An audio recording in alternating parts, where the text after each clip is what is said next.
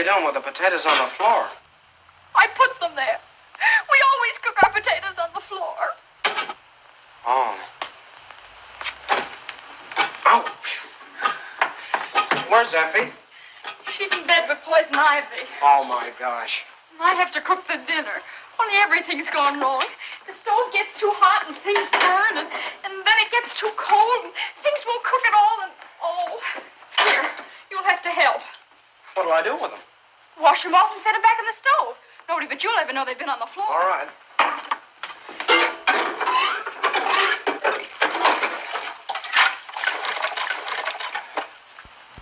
Do you think I should just make some hash? Nope. Well, that's what we're going to do. We're going to use these dirty old potatoes and wash them up real good. We can use 1 large potato or 2 small ones and then peel them. Nobody will know the difference. We'll need some leftover roast beef, an onion, and a green bell pepper. And of course, we need some garlic. And let's cut these potatoes into really small cubes so they'll fry faster and they'll be tender more quickly. In a sauté pan, add a tablespoon of olive oil and then add the potatoes. All right, we're gonna let these fry for about 8 minutes. So stir the potatoes around a little bit, make sure they get cooked on all sides. In the meantime, let's cut up a bell pepper.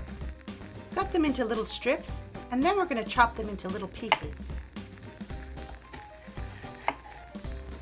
We need an onion.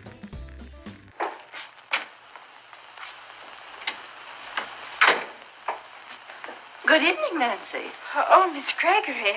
This cake was meant to be a surprise. I didn't expect to find any of the family in the kitchen. Effie has poison ivy. So you're the cook. I didn't know young girls could cook these days. Well, I have to finish the dinner. Tell you what let's do. Let's cook it together. I'm really getting along fine. Certainly you are, but it's a lot of work for one person, cooking for so many people, especially on a wood stove when you're used to a gas range. Oh, the damper's open too far. All the heat goes up the chimney. For gosh sakes, what are the salads doing on the stove? Oh, I forgot. Never mind, Nancy. We can make some more. Oh, here you are, Nancy. Ted, I won't need you anymore. Oh, I don't mind. Oh, okay then. Well, to the potatoes, add the onions and the bell peppers. And we need to cook them until they're tender. And then shred the leftover roast beef, but reserve the liquid. Reduce the beef broth to about 1/2 cup. Add a tablespoon of cornstarch and blend that up until it's nice and thick. Add the shredded roast beef and the minced garlic, and then add the broth. Nancy, I believe these would stand a little more salt. Do you know where it is?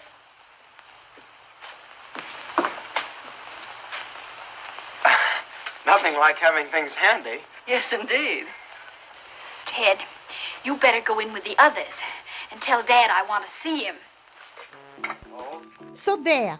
Then you just fry an egg and put it on top, and that's what you call roast beef hash. Oh, it doesn't look so good in black and white.